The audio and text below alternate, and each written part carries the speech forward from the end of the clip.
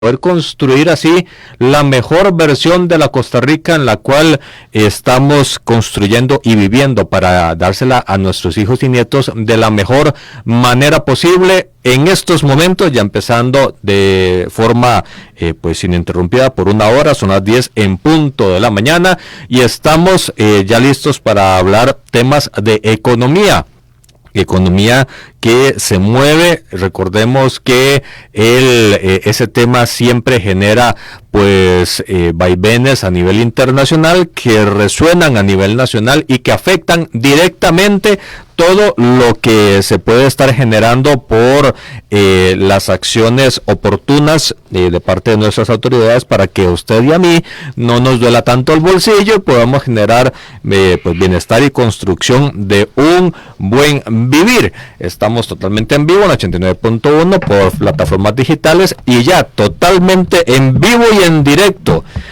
desde Cartago.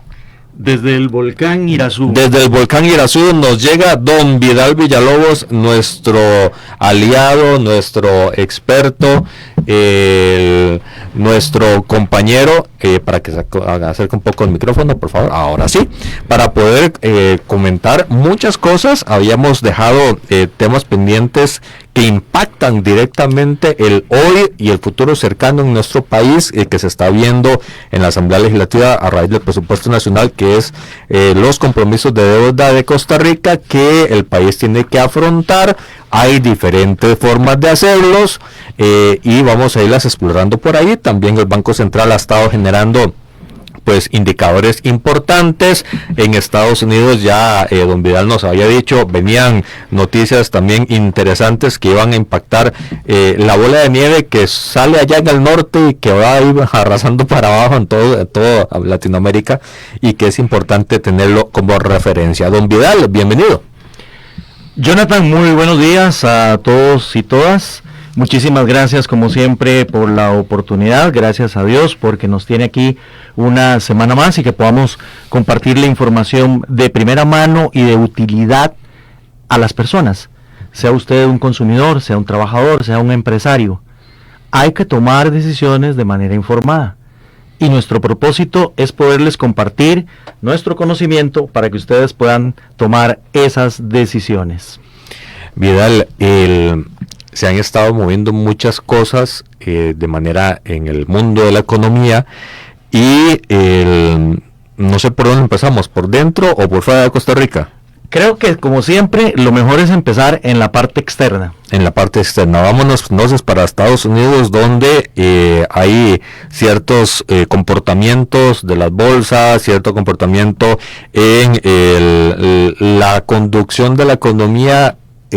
Hay momentos de estrés esta semana con episodios sociales en Estados Unidos que obviamente resuenan en la parte económica, porque no hay nada más temeroso que el dólar, siempre se ha dicho, y las cosas que suceden, como lo que sucedió lamentablemente en Utah, lo que pasó en Carolina del Norte, lo que pasó también en Texas, son cosas, atentados contra vidas humanas que resuenan en los mercados y que al final de cuentas van a ir pues estrujando, poniendo bajo tensión los ambientes económicos, más allá de lo que ya por defecto están haciendo la Fed, que es el equivalente al Banco Central, pero que dirige la economía en Estados Unidos, y por supuesto las tomas de decisiones del gobierno de la administración de Donald Trump. Don Vidal, ¿por dónde empezamos entonces afuera? Empecemos contando, para seguir con la narrativa que hemos venido construyendo en las últimas semanas, que el mundo se encontraba luchando contra una inflación que se había exacerbado por la pandemia y por los conflictos geopolíticos. Sí. Y que, como faltaba la cereza en el pastel, apareció Donald Trump y con su política, una política macroeconómica claramente inflacionaria. Ponerle aranceles a los productos es incrementar precios. Pues entonces eso termina de cambiar un poco el panorama y genera una gran incertidumbre en los mercados. Pero poco a poco se ha venido como dilucidando esa situación. ¿Cómo se combate una inflación alta con tasas de interés altas? El tema es que esas tasas de interés altas pasan la factura porque, por ejemplo, los créditos que tenemos nos van a salir más caros. Pero desde una perspectiva contable, financiera, hay una minusvalía, de acuerdo con la NIF, en el valor de los activos. Por eso es que las operadoras de pensiones nos mandaban estados de cuenta y veíamos pérdidas muy importantes, que incluso resonó hasta en la Asamblea Legislativa, y un diputado mandó a pedir a las operadoras que en qué estaban invirtiendo. Eran cosas de mercado. Pero el punto que lo mencionaste, Jonathan, es incertidumbre. Así es, incertidumbre, Vidal, y también desinformación, porque, y para eso es este programa, para poder informar, para poder educar, para poder generar opinión, porque en ese caso que estabas diciendo de las entre comillas pérdidas de los productos de pensiones, hay que verlo como una línea de tiempo que significa toda la vida laboral de las personas, en el que un mes haya un golpe o un número no tan de tanta bonanza, no significa que se descalabró el sistema, significa que tiene 20, 10, 15 años para poder ajustar, y lo van a hacer y van a salir bien los números. Y de hecho, una vez que bajó la inflación y empezaron a bajar las tasas de interés, tuvimos recuperaciones en el valor de esas posiciones en operadoras de pensiones. Lo lamentable aquí, Jonathan y amigos, es que sabemos que hubo personas que recomendaban a los inversionistas salir, y cuando salían realmente hacían la pérdida que no la iban a poder recuperar. Esos consejos son más emocionales y son más tendientes al caos que a la formación. Y aquí hago un paréntesis: cuando usted tenga al amigo y amiga que nos escucha, nos está viendo por redes sociales, dudas de cómo hacer, incertidumbre de lo que se está informando, los medios de comunicación no tienen amplios espacios para poder profundizar muchas veces en el tema, pues pregúnteles a los que saben. Y recomendación de parte mía personal, Vidal Villalobos es una persona que puede pues satisfacer cualquier necesidad de información a la persona que lo necesite. Muchísimas gracias por la recomendación. Sí, en efecto, cuando nos duele algo vamos al doctor. Si necesitamos hacer una consulta legal, vamos donde el abogado. Si el carro se daña, vamos donde el mecánico. Pero en temas financieros, regularmente nos asesoramos con el vecino, con lo que dicen las redes sociales, con lo que me inspiré yo. Básicamente es más o menos lo mismo cuando me duele la cabeza. Lo que receta el vecino es lo que me tomo y no le pregunto al doctor. Correcto. Básicamente hay que ir a la fuente oficial y correcta. Y ahora hay muchas fuentes, incluso gratuitas, que están disponibles gracias a la digitalización y particularmente a través de la inteligencia artificial. Así es. Volviendo al punto. Sí, señor. Entonces, esta semana en los mercados internacionales estábamos esperando dos importantes indicadores de inflación. La idea es que la inflación continúe a la baja, o al menos que no suba provocada precisamente por los aranceles de Trump. El miércoles tuvimos el indicador de precios al productor. El productor también tiene que pagar precios, también se está comiendo los aranceles, así que es una ventana previa a lo que en el futuro podría enfrentar el consumidor, porque le van a trasladar ese precio. Y ese precio se traslada a un plazo de 3-4 meses, ya está en efecto los síntomas o el producto de los síntomas actuales. Va a depender mucho del producto y del sector, pero por ejemplo, si un productor está prácticamente solo en el mercado, casi que de inmediato hace el ajuste, porque no tiene contra quién competir, no tiene ningún riesgo. Pero cuando los mercados son más competitivos, ahí los empresarios tratan de aguantar durante algún tiempo, sacrificando utilidades o haciendo algunos ajustes, que lamentablemente es lo que empieza a verse. Ajustes en el empleo. Ya vamos a ir a ese tema. ¿Por qué? Porque déjenme cerrarles la idea de que el índice de precios al productor salió básicamente en línea con lo que los mercados estaban esperando. Y el día de ayer teníamos el índice de precios del consumidor. Y estábamos esperando que el indicador estuviera en 0,3% el mes, y salió efectivamente ahí en 0,3%. Déjenme contarles que es la lectura subyacente. La lectura completa salió en 0,4, un poquitito por encima. Pero la interanual, o sea, 12 meses hacia atrás, salió en 2,9, que era el dato que el mercado estaba esperando. 2% es la meta de inflación en los Estados Unidos, en Costa Rica es un 3%. Voy entonces a aprovechar como siempre para no solamente darle la información, sino la Educar. cápsula educativa. Así es. ¿Cuál es la diferencia entre una y otra, las inflaciones? La inflación total incluye precisamente todos los bienes y servicios de una canasta que se está usando para estarla comparando frecuentemente. Pero nos hemos dado cuenta de que hay algunas cosas que son muy volátiles, son muy sensibles, y entonces pueden engañar el dato. Lo mejor es que los quitemos. Y si quitamos a esos, tenemos la inflación subyacente, o en los mercados internacionales, y en inglés, el core inflation. Quita la volatilidad de energía y de alimentos, de tal manera que nos deja un corazón, un core, que refleja mejor la inflación, no las volatilidades temporales. ¿Y qué queda incluido en esta otra canasta?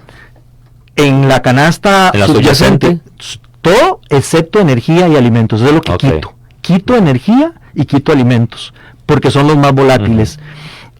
Por los movimientos del petróleo, de la gasolina, un tema climático que afectó cosechas, y también la temporalidad, manzanas en Navidad y sí.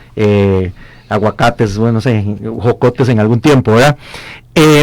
Para quitar entonces esas volatilidades. En esencia, la inflación se comportó tal y como el mercado estaba esperando que hiciera. Porque esto es importante. Porque la Reserva Federal de los Estados Unidos tiene un doble mandato. Tiene que velar por la inflación y tiene que velar por el empleo. La inflación parece ser que no es tema. Está relativamente controlada, no está subiendo. Tampoco baja hacia el 2%, pero hay indicadores, como por ejemplo, de este informe que les cuento de la semana de la semana anterior, que fue publicado esta semana. Uno de los componentes más importantes pesa casi el 40% de la totalidad de aportes en inflación, y es lo que en inglés se llama shelter, pero estamos hablando de vivienda y de renta. Ese se había quedado pegado, no quería bajar, y empezó a bajar. ¿Por qué se quedó pegado? Porque si usted tiene un contrato de alquiler, tiene que esperar a que venza el contrato de alquiler para poderlo renegociar. Así que teníamos que esperar a que todos esos contratos se fueran renovando para empezar a ver este tipo de ajustes. ¿Okay? Y esos contratos, por dicha, sí se respetó la tendencia que debía ser hacia la baja. Sí, ahí se van ajustando efectivamente a la baja, tendiendo a lo que la economía está manifestando. Ok, si tenemos controlada la inflación, el otro tema que nos queda es del empleo. Y ahí fue donde la semana se hizo espectacularmente noticiosa, porque se hizo una revisión del empleo generado en el pasado en Estados Unidos, y la sorpresa fue que no se había generado la cantidad de empleos que originalmente se pensó. ¿Y eso por qué fue? ¿Dónde estuvo lo sucio de la información que nos impidió tener un dato claro? Tal vez ustedes recordarán que en oportunidades anteriores mencionamos que Donald Trump despidió a la jefa de la Oficina de Estadísticas Laborales porque no le había gustado el dato del mes anterior en empleo. Puso otra persona y el dato fue peor. O sea, no era la persona. Es eso, Jonathan. La forma como se está recogiendo la información. Les voy a contar que a corte de marzo, y ojo como viene rezagado el dato, ¿verdad? Porque los datos hay que recibirlos y procesarlos. A corte de marzo de este año, un año hacia atrás, se habían estimado originalmente creación de nuevos empleos por poco más de 1.700.000 plazas. ¿De dónde salió ese dato? Ese dato sale de encuestas, y ahora se están utilizando también para traer información consultas digitales, ¿verdad?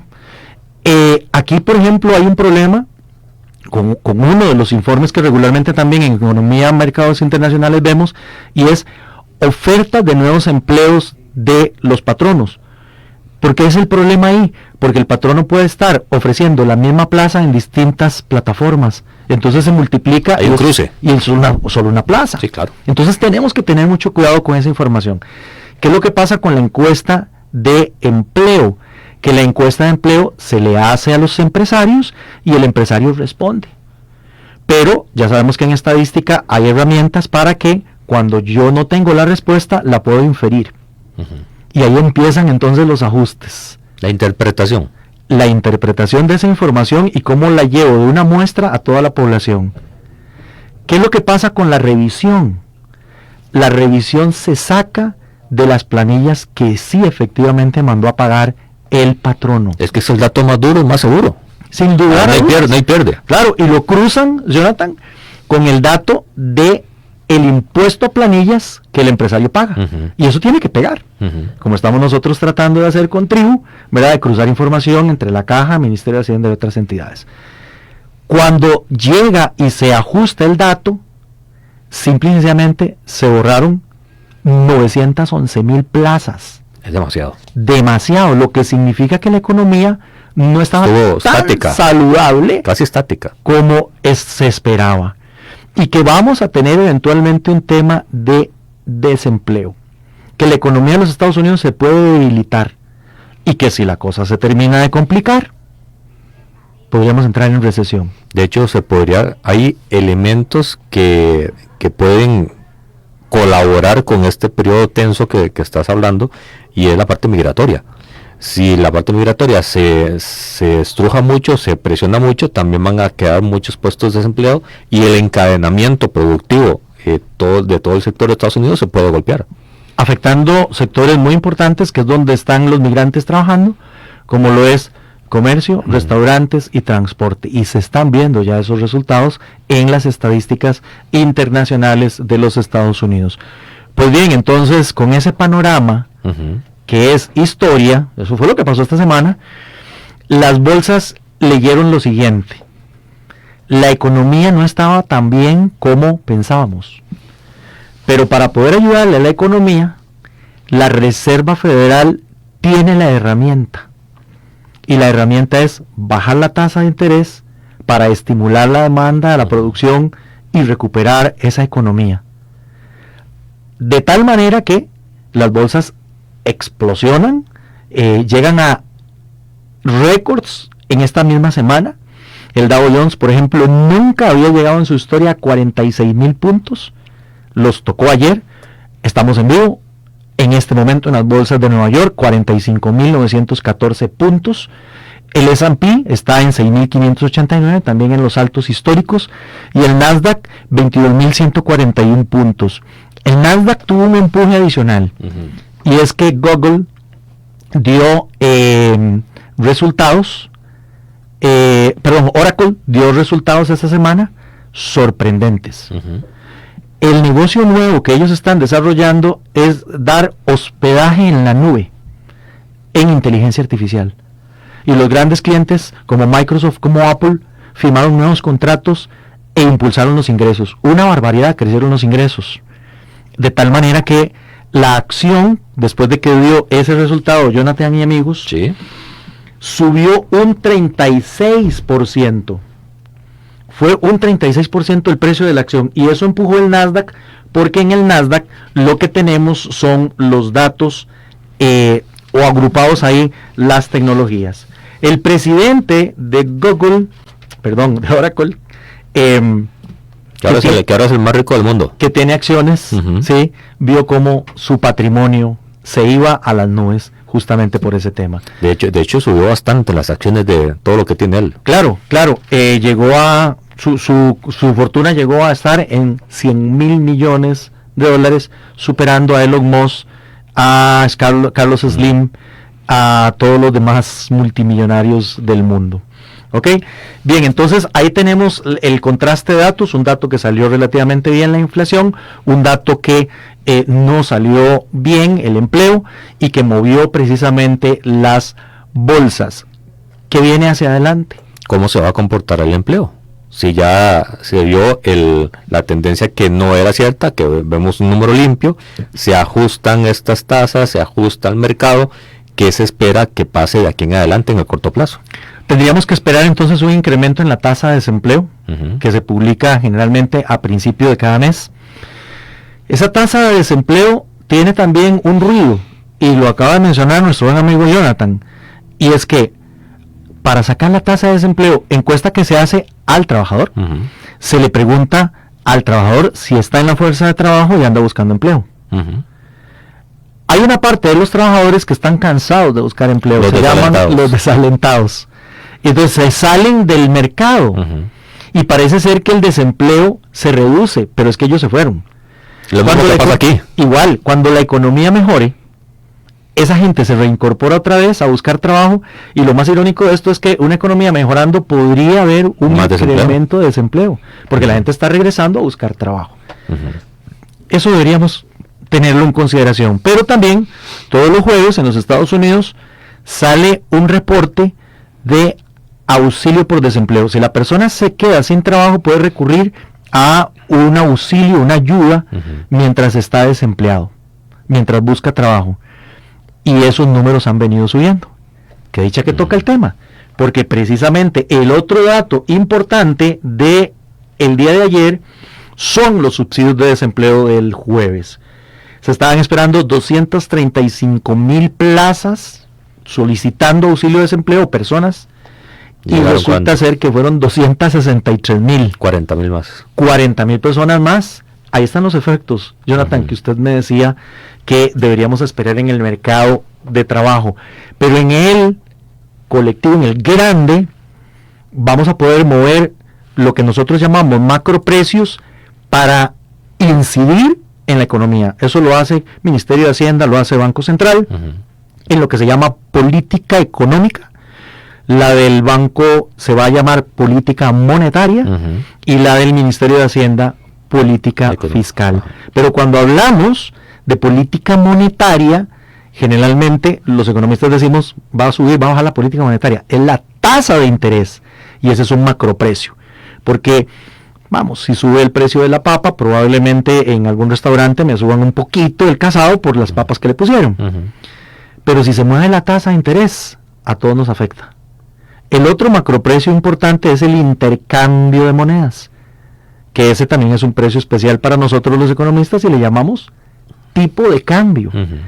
El uso del dinero para ahorro, para crédito, tiene un nombre especial, es la tasa de interés.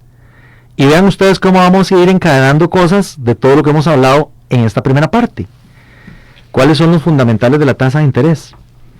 Primero, usted entrega a alguien para que le administre plata si esa persona al menos le garantiza que le va a recomponer, le va a reconocer, le va a redituar la pérdida del valor del dinero en el tiempo. Y eso se llama inflación. Entonces, lo mínimo que yo voy a pedir es que una inversión me recompense la inflación, y luego vienen los riesgos.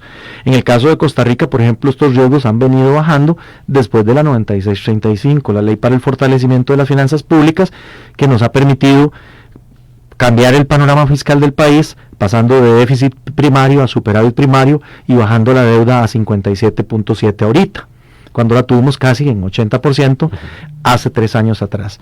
Entonces, todo esto ha hecho que también el riesgo de Costa Rica se mejore.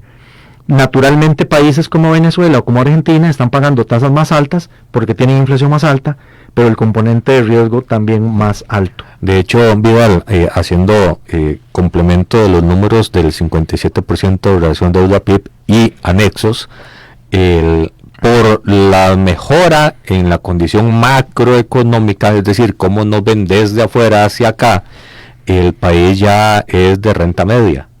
Entonces, y nos estamos acercando a países de renta alta. Entonces, afuera nos ven muy bien, como que estamos, dirían los abuelos, catrineados, estamos sacando las mejores galas, estamos comportándonos bien, pero cuando se hace el zoom y llegamos a la economía casera, al diario vivir de los costarricenses, lo que se ve afuera no necesariamente está resonando adentro. Sin duda alguna. Ayer estábamos en la empresa donde trabajo, que teníamos un encuentro internacional, trajimos a un expositor colombiano, y lo primero que nos dijo, qué gusto estar en Costa Suiza. ¿Y por qué Costa Suiza? Es que es carísimo aquí, dice. Uh-huh. Y el otro compañero decía, hemos tomado 3 taxis y en unas vueltitas pequeñas hemos acumulado más de $200 en taxis. Sí, le creo. Sí. Un día agarré uno de San José Centro a Tibás y me fui de espalda. de verdad. O sea, eso que dice esto colombiano lo vivimos acá, solo que nos estamos acostumbrando. Es como la analogía viva de la rana que se empieza a cocinar a fuego lento. Así es. No se da cuenta cuando ya está muy caliente el agua, porque ha ido poco a poco. ¿Cómo estos efectos de Estados Unidos, del comportamiento de Estados Unidos, puede resonar acá para bien o para mal? ¿Cómo nos vamos a comportar en la economía de Costa Rica? Déjenme primero, antes de responder eso, terminar la idea para cerrar el capítulo anterior, y es que para la próxima semana estamos esperando que la Reserva Federal baje la tasa de interés, con estos resultados que hemos tenido. ¿Qué tanto? 25 puntos básicos, casi el 100% del mercado es lo que está esperando. Estaría pasando del canal en donde está ahorita 25 puntos básicos. Sin embargo, dependiendo de lo que diga la Reserva Federal el miércoles, se podrían abrir ventanas para que en el resto del año continúen las rebajas de tasas. ¿Y en cuánto es ahorita? Ahorita está en 4.25, ¿verdad? Bajaría un poquitito, 25 puntos básicos, pero en economía no solamente es lo que ocurre en el mercado, sino lo que creemos que va a pasar. La señal. Las expectativas. Y las expectativas pesan importantemente en los precios de todos los bienes y servicios. Por ejemplo, es una que me gusta mucho mencionarle a mis estudiantes. Estamos en temporada de huracanes. Cuando se da la temporada de huracanes, la primera etapa se va para el norte, las islas del Caribe y el Golfo de México. Se paraliza el trasiego de combustibles. No pueden navegar, no puede pasar. Y muchas veces han parado las refinerías ante el riesgo de que el huracán les llegue a tocar. Y entonces, el inventario de gasolina ahí está. Pero como la gente cree que no va a haber en el futuro, aumenta precio. Se mueve el precio hoy. Eso es por el tema de expectativas. Y eso ocurre también con el tema de tasas de interés. Me explico. Si la Reserva Federal el próximo miércoles hace la rebaja de la tasa, corrijo, estamos en 4.25, 4.50, estaríamos cayendo a 4.25, y acompaña con un discurso, entonces eso va a mover el mercado. Vean qué interesante, no solamente la fuerza, oferta y demanda real del mercado, sino lo que el buen profesor Ben Bernanke, que fue presidente de la Reserva Federal, en un libro maravilloso que les recomiendo, se llama El valor de actuar. Es como una novela casi, Jonathan, porque él tuvo que vivir la crisis subprime. Él era el presidente en ese momento. Y él dice, se me acabaron todas las herramientas que tiene un banco central, la tasa de interés, el encaje mínimo legal y varias cosas más ahí que puede tener el Banco Central. Bernardo Alfaro, ex superintendente, dice, a eso le llama las gavetitas. Las gavetas de las herramientas para poder atender una crisis. Bueno, Bernanke abrió todas y sacó lo que había en cada gaveta. Se quedó sin nada. Así que él dice en su libro, aquí lo único que me quedaba era convencer a la gente que lo que estábamos haciendo estaba bien. El término que él acuñó y que luego se ha popularizado mucho porque es una herramienta real de los bancos centrales es wording. Lo traducimos. Adelante. Hablada. La hablada que se eche el presidente del Banco Central. Que sea inspiradora. Y que sea motivadora. Que sea, aquí va una clave, que sea creíble. Porque si no le creemos al banquero central, aunque tenga la más grande de las herramientas operando, no va a tener resultado. Y eso va mucho en la trayectoria que esta persona haya tenido para poder en ese momento de crisis tener la espalda, el músculo, para poder decir, aquí estoy, siempre he estado y no los voy a dejar solos. Claro, y los resultados lo tienen que acompañar, lo tienen que acuerpar. Bien, la Reserva Federal, entonces esperamos la próxima semana una rebaja de 25 puntos básicos. En este momento en los mercados, la probabilidad de que esto ocurra 17 de septiembre es de 94.5 de probabilidad. Pero voy a irme a la reunión de final del año en la Reserva Federal, que va a ser el 10 de diciembre. El 10 de diciembre, el 76.5% del mercado considera que las tasas en ese momento ya van a estar en 350, 375. En realidad es un corredor. Reiteramos, hoy está 425, 450. Eso significa que en 3 meses que la expectativa del mercado es 3 rebajas de 25 puntos básicos. Puede ser una de 50 y una de 25. Sería muy violenta una de 75. Y aquí también, ahora sí, un poquito de análisis. Porque nos han preguntado muchos de los clientes, ¿y usted qué piensa? ¿50 o 25? Ya de ese 94% que les mencioné hace un momento, es que el otro 6%, para completar el 100, está en 50 puntos básicos. Y hay algunos analistas internacionales que le ven posibilidad. En lo personal yo no. Y mis argumentos son 2. Primero, si la Reserva Federal, sabiendo que el mercado está esperando una rebaja de 25, hace una más violenta de 50, asusta al mercado. Sí, hace el efecto contrario. Y le va a decir al mercado, yo sé algo que usted no sabe, esto está peor de lo que usted cree. Y entramos en pánico. Entonces por eso creo que no se la van a jugar. Y menos para la época que viene, que es de alto consumo. Así es, así es. El otro tema tiene que ver más de corte político. Y es que el presidente Trump ha estado presionando a la Reserva Federal para que baje la tasa.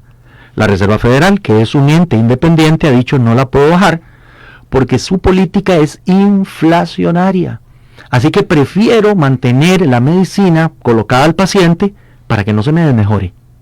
Eso es lo que básicamente el discurso de la Reserva Federal. Y Trump presionando, amenazando con echar a Lisa Cook, que es una de las gobernadoras, y también prometiéndole a Jerome Powell, que es el presidente, que pronto le va a cortar el rabo.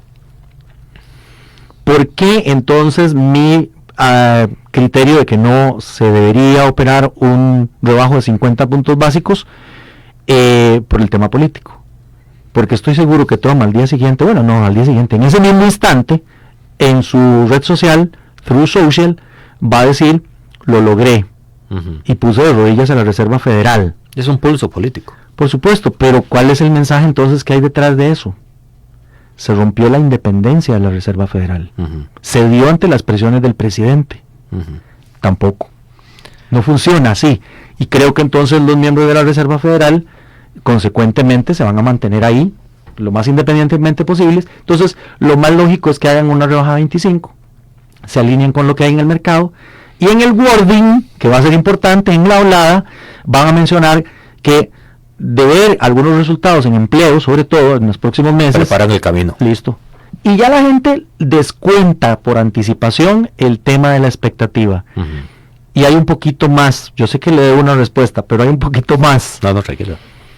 Muy interesante. El poquito más es que el 18 de septiembre, o sea, un día después, nos toca el turno a nosotros.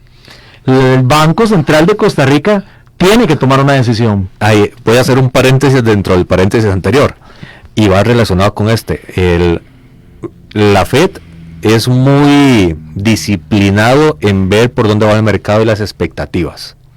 Normalmente este 94% es de gente que sabe, y es asumido por la Fed de manera natural, tranquila.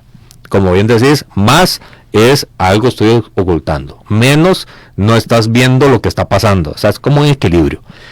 En Costa Rica, llevo 3 años escuchando muchos economistas diciendo el Banco Central debe, por amor a Cristo, bajar las tasas. No las ha estado bajando. Hasta ahora, un poquito. Pero las expectativas del mercado no son atendidas por el Banco Central.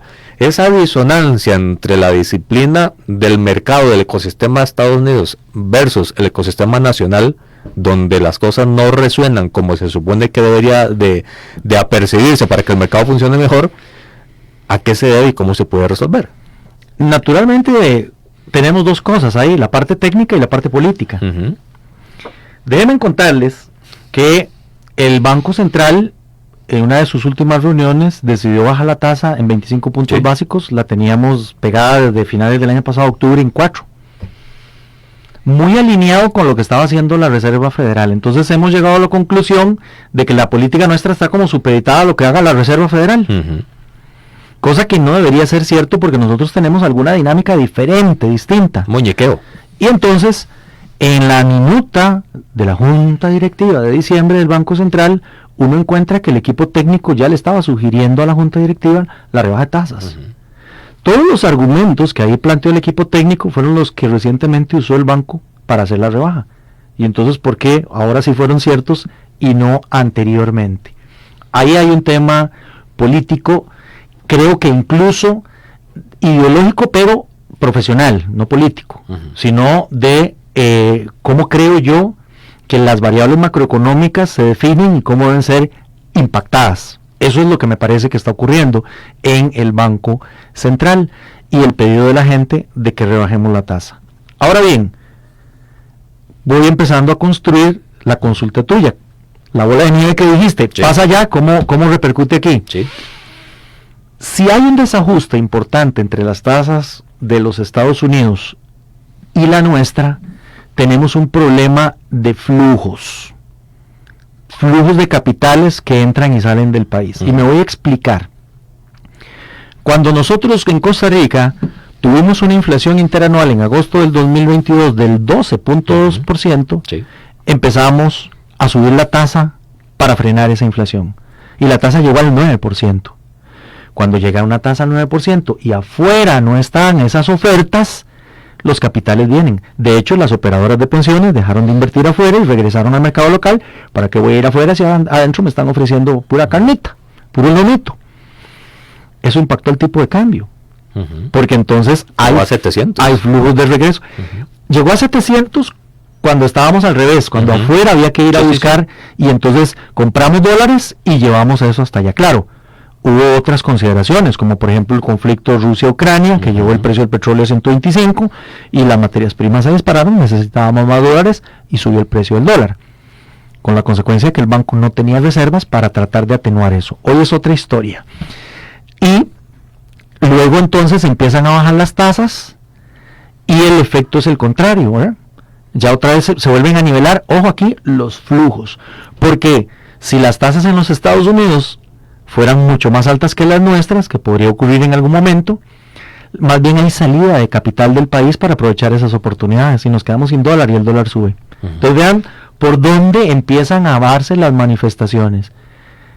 ¿Qué va a pasar el 18 de septiembre?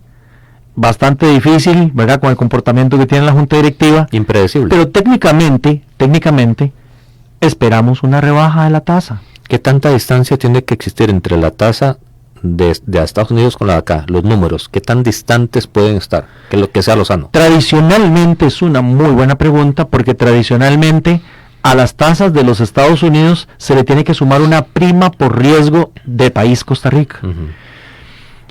Lo normal es que andemos en 200 o 300 puntos básicos, o 2 o 3% por encima de eso. En momentos medios complicados, como por ejemplo la pandemia, eso se puede subir todavía muchísimo más, ¿verdad? Pero es que se explica por el componente de riesgo en la tasa de interés. Costa Rica ha hecho bien la tarea, estamos catrineados, y entonces ese riesgo ha caído. Y hoy los mercados piden a Costa Rica un premio de 190 puntos básicos por encima de las tasas de los Estados Unidos. Pero es que nos estamos catrineando y nos estamos viendo mejor afuera. Pero lo que se ve afuera bien son los resultados de crecimiento y los resultados fiscales, que tenemos superávit fiscal y que la deuda la hemos logrado bajar. El otro detalle importante que debe primar en la decisión del Banco Central la próxima semana es que seguimos estando en inflación negativa. Y si la inflación es un componente de la tasa de interés, debe estar entonces definiendo el nivel de la tasa de interés de la próxima semana. La inflación no debería estar tan distante de la tasa. La tasa responde a nivel de la inflación. Sí. Es lo que dijimos, si yo ahorro dinero, al menos espero que me repongan la pérdida del valor del dinero en el tiempo, que es la inflación. El Banco Central espera que en el mediano plazo la inflación esté en 3%. Si es así, eso es lo mínimo que yo voy a esperar, que me cubra la inflación, pero deberían pagarme un poquitito más. Digamos esos 200 puntos que el mercado internacional me da, 5%. Pero hay tales distorsiones en este mercado, Jonathan, amigos, que hay algunas oportunidades en el mercado local donde usted gana más en dólares que en colones. Así es. Y usted eso no se lo explica porque el colón representa una economía como la costarricense y el dólar una economía como la de los Estados Unidos. Lo que le digo de alguna manera en broma a mis estudiantes es que por primera vez en la historia del mundo yo veo una moneda más fuerte que el dólar, que es el colón costarricense. Es una ironía, por supuesto. Total y absoluta, pero real. Pero por las distorsiones que se generan en el manejo de la política monetaria, tasas de interés y tipo de cambio.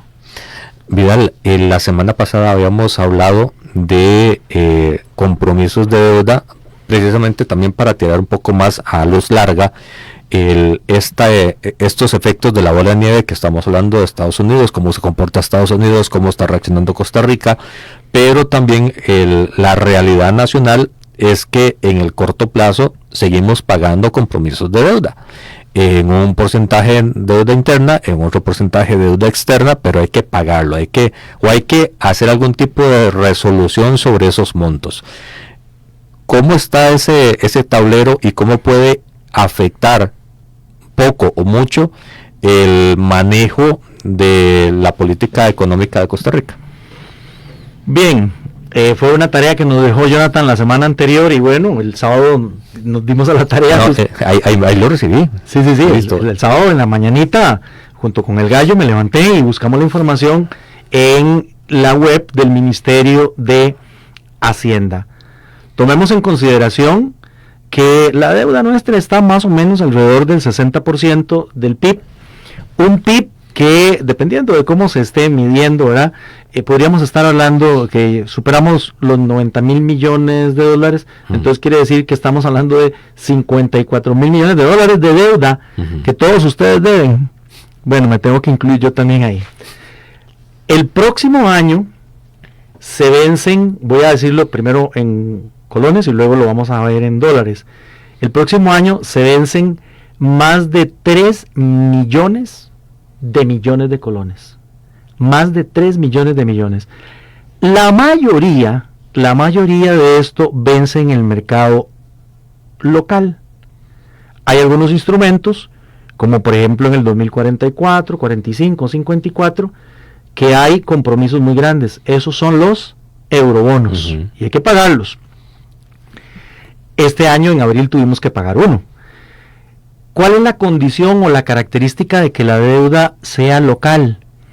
De que muchas instituciones que tienen esta deuda no necesitan que le devuelvan la plata. No es parte de su giro. Renovarlo. Ajá. Las operadoras de pensiones, la Caja, el ICE, muchas instituciones, bancos, aseguradoras. Entonces la ventaja es que el gobierno va a poder refinanciarlas, ¿sí? Busca plata para pagarla, pero se la vuelven a invertir. Debería, si hay confianza. Así es. Y dependiendo de las condiciones que haya en el mercado local y en el mercado internacional. El hecho de que, con todo esto que hemos hablado hasta ahora, las tasas de interés tengan una tendencia a la baja, es favorable para ese refinanciamiento. Y es favorable que Costa Rica se muestre catrineada en el mercado, porque en lugar de pagar 5 puntos por encima de la deuda de los Estados Unidos, estamos pagando 190 puntos nada más, 1.9. Eso nos ayuda a refinanciar la deuda costarricense. El problema que tenemos aquí, y lo hablamos la semana anterior, nada más que lo recuerdo, que de todo lo que tiene que financiar el gobierno, una parte se pensaba que vendría del mercado internacional, a través de préstamos o de colocación de eurobonos. Y lo dijimos la semana pasada, que esas autorizaciones parecía que no se iban a lograr. ¿Qué hizo el Ministerio de Hacienda? Originalmente había dicho que de los mercados internacionales requería traer 800,000 millones de colones a través de eurobonos y préstamos. Eso fue en marzo. Ahora que lo revisó, dijo, va a estar difícil, reconociendo que no se le van a aprobar, y entonces dijo 300,000 millones. ¿Qué pasó con esos otros 500,000 millones? Se pasan a captación de mercado local, porque la tasa de captación de impuestos viene respondiendo al crecimiento del régimen definitivo, que está creciendo en 1.8. de tal manera que el cúmulo de impuestos está creciendo un poquito más del 2%. Tiene sentido. Zonas francas crece 15.5%, pero los impuestos no se generan ahí. De tal manera que hay aquí un reto y una complicación. Por un lado se me caen los impuestos y por otro lado no puedo ir a traer plata afuera. ¿Qué va a pasar entonces con la tasa de interés? Y ojo entonces a la conclusión a la que estamos llegando después de toda esta clase de economía de 40 minutos previa, esperando rebajas de tasas. ¿Podría todo esto compensarse si el ministerio tiene que financiarse y para financiarse ofrece tasas mayores? Y nos complicaría todo el tema fiscal en el cierre del año y en medio de todo un proceso electoral. Habrá que buscar precisamente alternativas para que el ministerio se pueda financiar, que cierre el año. Y me parece, don Jonathan, que este fue un comentario que hicimos la semana pasada, pero fuera de micrófono, ya cuando nos íbamos. A menos de que ocurra como un milagro, ¿verdad? Y se aprueben los bonos. Pero no tal vez políticamente para que los pueda aprovechar este gobierno, sino que el próximo no arranque en una situación complicada. Sí, de hecho, contra la pared. Y los montos de eurobondos, una forma de sacarlos adelante en el Congreso, no quiero decir que sea segura, es reduciendo el monto, no dándole tanta chequera abierta al actual gobierno con un monto que puedan ir y en la jerga política blofear con lo que ya tengo aprobado, que puedo ir a jugar al mercado, sino que bajarles un poco el monto, que no fue lo que hicieron al principio más bien subieron, y ponerles un tipo de freno para poder salir con los compromisos de este periodo. Claro. Un paliativo para esta situación, esta página que acabamos de escribir sorpresivamente en la historia que veníamos construyendo. El paliativo lo tiene el médico de cabecera, que es el Banco Central. Si el Banco Central baja las tasas, el ministerio va a tener que financiarse, pero con tasas más bajas. Así es. Puede ser que tenga que ofrecer un premio, pero no va a ser tan diferente que las actuales. O sea, el más beneficiado de que el Banco Central baje va a ser Hacienda. Puede ser muy beneficiado precisamente porque su refinanciamiento en estas condiciones podría ser en mejores condiciones. Puede impactar también la reducción del tipo de cambio en función de los compromisos que tenga en este momento para que paguen menos en la conversión de colones a dólares.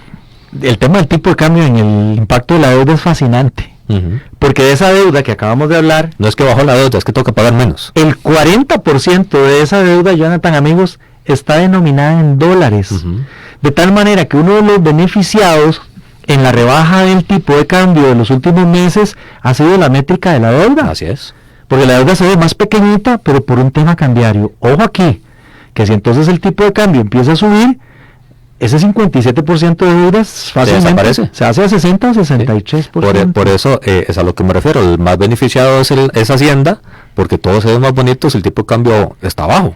Bueno, me voy a apoyar aquí en un dato que nos dio el expresidente del Banco Central, don Rodrigo Cuevo Brilli, donde tuvimos un evento en esta semana en la zona franca América, y él dijo que en la empresa que representa habían hecho un cálculo de que si el tipo de cambio se hubiera quedado dentro de la racionalidad de 530, 540, la deuda hoy tendría que ser 3 puntos por encima de lo que dice, con la consecuencia de que estaríamos por encima del 60. Y las restricciones de la regla fiscal estarían aplicadas todavía. Entonces el presupuesto se frenaría. Y la capacidad de inversión o gasto también estaría frenada. Así es. Más de lo que ya está. Así es. Decía un profesor de economía, cuando estudié economía en la Universidad de Costa Rica, que la economía es como un globo.